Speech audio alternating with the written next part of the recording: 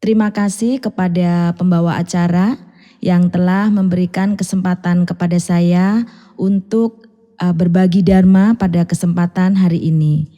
Namun sebelumnya marilah kita bersama-sama bersikap anjali. Namo Sang Hyang Adi Budaya, Namo Buddhaya. Merupakan karma baik bagi kita semua karena pada kesempatan hari ini kita masih diberi kesempatan untuk berbuat kebaikan dengan melaksanakan kegiatan mengikuti live streaming kegiatan Puja Bakti yang dilaksanakan oleh Sekolah Bodhidharma. Pada kesempatan hari ini kita bisa melaksanakan Puja Bakti dan mendengarkan Dhamma di sana. Anak-anak dimanapun anak-anak berada, pada hari ini Ibu akan memberikan Dhamma di sana dengan judul Bakti Anak kepada Orang Tua. Bakti kepada orang tua tentunya sering anak-anak dengarkan di kesempatan-kesempatan yang baik. Pada saat anak-anak mengikuti kegiatan webinar Sekolah Bodhidharma yang telah kita laksanakan di bulan Desember, anak-anak juga telah mendapatkan dan mendengarkan uraian Dhamma, belajar Dhamma dengan tema bakti kepada orang tua. Tapi tidak salah jika kita mengulang kembali. Bagaimana sih berbakti kepada orang tua? Nah, marilah kita bersama-sama belajar ya, kita sharing pada kesempatan hari ini. Setiap manusia pasti memiliki orang tua ya, anak-anak ya, pasti semua manusia yang dilahirkan memiliki orang tua. Orang tua dari kita sejak lahir sampai saat ini ya, usia kita saat ini, orang tua pasti menginginkan yang terbaik buat anak-anaknya.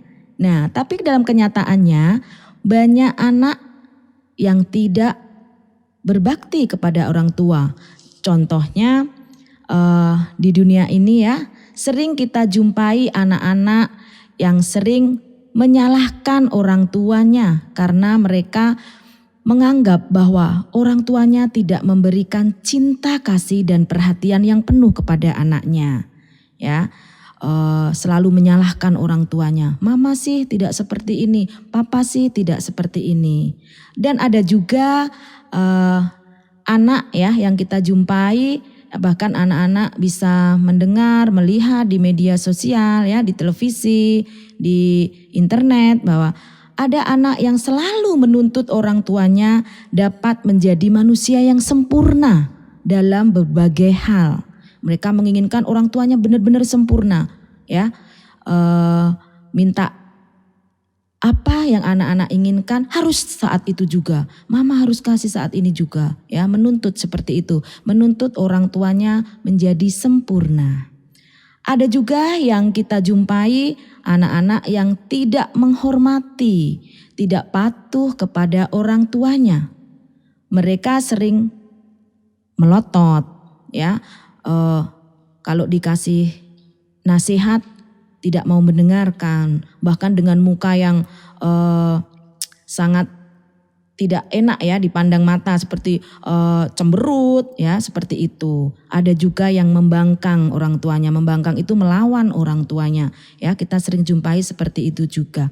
Ada juga anak-anak ya yang kita jumpai yang sukar dididik, sukar diatur, susah diatur ya anak-anak ya. Mereka keras kepala ya, kurang rajin. Mereka tidak mempunyai keinginan untuk belajar. Di saat disuruh belajar ya, pasti kalau anak-anak yang di sini tentunya tidak seperti itu ya, disuruh belajar pasti belajar. Tapi ini lain. Kadang kalau kita melihat ya, disuruh belajar yang seperti tadi yang di atas ya, yang tadi membangkang, tidak mendengarkan nasihat dari orang tuanya ya. Jadi mereka berteman dengan orang-orang yang jahat dan segera meniru kebiasaan-kebiasaan jahat tersebut, atau berteman dengan anak-anak yang tidak baik, yang berperilaku tidak baik ya. Jadi meniru perbuatan yang tidak baik itu. Bahkan ada juga di dunia ini sering kita jumpai anak-anak yang tidak memperdulikan kesejahteraan, kebahagiaan, dan kesehatan orang tuanya. Mereka tidak pernah menanyakan apakah orang tuanya tidak menderita panas atau dingin, lapar atau haus. Ya, yang biasanya orang tua kita sudah capek pulang kerja, ya, kita tidak pernah menanyakan, "Papa mau diambilkan minum? Papa haus kan?" Nah, biasanya anak yang baik biasanya seperti itu, tapi ini tidak. Ya, orang tuanya sudah capek-capek pulang kerja, ya, di rumah dengan kakaknya berantem, adu mulut. Nah, orang tuanya pulang dari kerja capek, mendengar dan melihat hal tersebut, orang tuanya tidak akan tenang. Pikirannya akan tidak tenang. Karena apa? Pulang dari kerja harusnya kita sebagai anak, ya, kita menciptakan kehidupan yang harmonis dengan adik kita, dengan kakak kita, sehingga orang tua pulang kerja merasa tenang, ya. Untuk berikutnya ada juga di dunia ini kita jumpai anak-anak yang melupakan kebaikan-kebaikan orang tuanya. Ya, tidak menyadari, tidak mengetahui pengorbanan yang amat besar dari orang tua kita yang telah diberikan orang tua kepada kita. Nah, orang tua anak-anak ya dari kita sejak lahir, dari kita kecil, pasti pengorbanannya sampai saat ini, bahkan nanti sampai kita dewasa. Orang tua itu selalu menginginkan anak-anaknya terbaik, seperti itu. Ya, jadi anak-anak di dunia ini sering kita jumpai juga anak-anak yang tidak tahu berterima kasih kepada orang tuanya. Nah, dari beberapa yang kita jumpai dari anak-anak yang tidak berbakti tadi kepada orang tua. Nah, sekarang apa sih pengorbanan orang tua untuk kita? Ya, dari mama ya adalah orang yang melahirkan kita, yang mengandung kita selama 9 bulan. Nah, ini adalah pengorbanan mama ya, mengandung kita selama 9 bulan dan melahirkan. Ya, terus di saat merawat kita sejak kecil itu tidak semudah apa yang kita lihat anak-anak ya. Jadi di saat kita sakit, di saat kita demam, orang tua akan merasa cemas. Bagaimana agar anak saya sehat? Begitu juga dengan seorang ayah. Seorang ayah juga mencari nafkah, menyokong kehidupan keluarga. Sebagai pemimpin keluarga, bagaimana agar istri dan anak saya bisa makan makanan yang bergizi. Seorang ayah juga menjadi tumpuan dalam keluarga. Pengorbanan ayah juga sangat luar biasa. Nah, anak-anak, dari seorang ibu atau seorang mama tadi melahirkan, nyawa menjadi taruhannya, ya. Dan merawat kita juga pada saat kita sakit. Setelah itu kita tumbuh menjadi seorang anak-anak. Orang tua memikirkan bagaimana caranya agar kita memiliki atau mendapat pendidikan yang paling baik. Ya, orang tua bekerja membiayai kebutuhan pendidikan kita dari playgroup, TK, SD, SMP, SMA, bahkan sampai ke perguruan tinggi. Pasti orang tua menginginkan agar anaknya dapat memiliki pendidikan sampai ke perguruan tinggi. Orang tua setelah menyekolahkan kita sampai kita lulus kuliah, orang tua masih terus memikirkan bagaimana anaknya ya membiayai atau mencarikan pasangan yang terbaik untuk anaknya, membiayai kebutuhan pernikahan untuk anaknya. Itu adalah orang tua juga memikirkan hal tersebut. Untuk berikutnya yaitu kasih ibu. Seorang ibu memberi dari dirinya apa saja demi anaknya. Tanpa cinta, hamil, melahirkan dan mengurus anak akan dirasakan sebagai penderitaan. Cinta kasih tanpa batas, bagaikan seorang ibu yang melindungi anak tunggalnya, melindungi jiwanya, melindungi anaknya yang tunggal. Ya, ini ada Buddha menjelaskan di dalam Samyutta Nikaya 149. Ya anak-anak ya, jadi kasih seorang ibu. Nah, untuk membalas budi atau berbakti kepada orang tua, kita harus menjadi anak idaman dari orang tua. Idaman di sini yang dimaksud adalah anak yang merasa damai di bawah lindungan orang tuanya.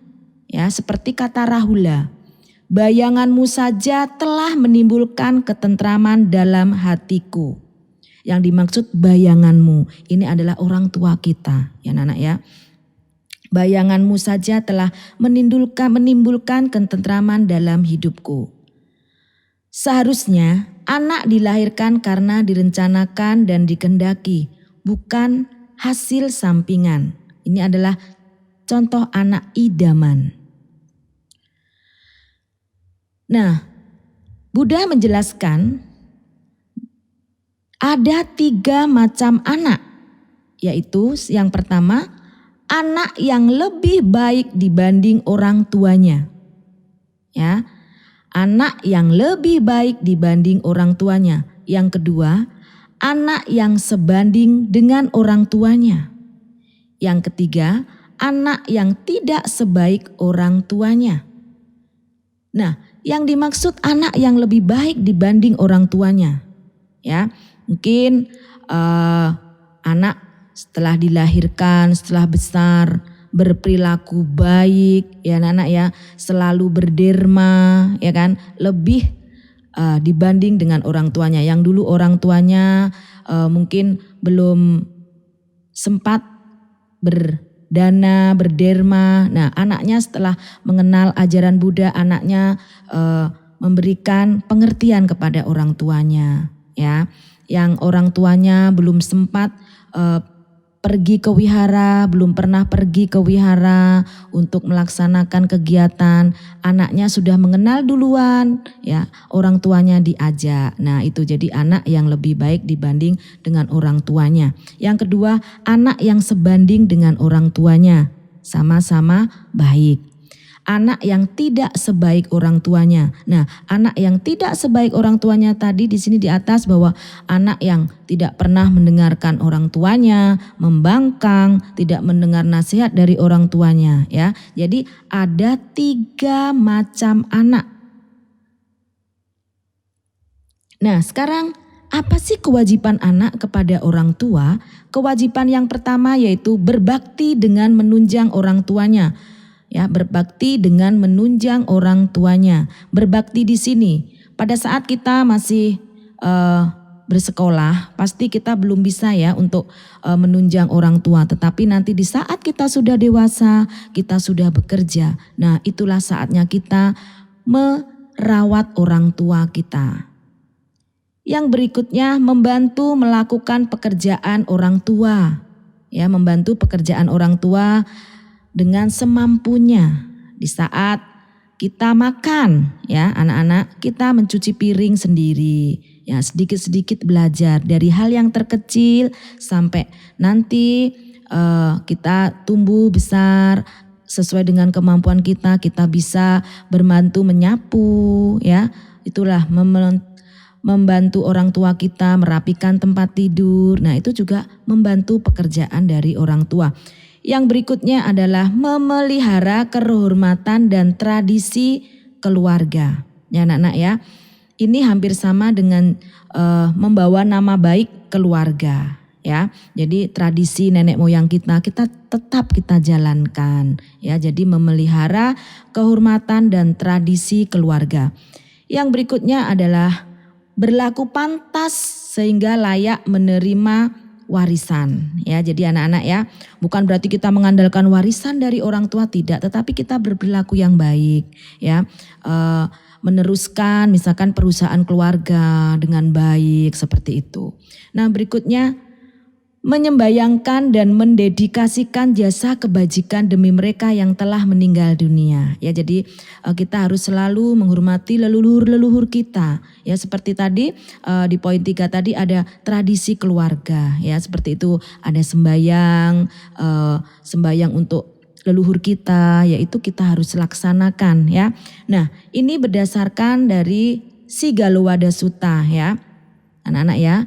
Jadi yang pertama, berbakti dengan menunjang orang tuanya, membantu melakukan pekerjaan mereka, memelihara kehormatan dan tradisi keluarga, berlaku pantas sehingga layak menerima warisan, menyembayangkan dan mendedikasikan jasa kebajikan demi mereka yang telah meninggal dunia. Untuk berikutnya, nah ini adalah kewajiban dari orang tua.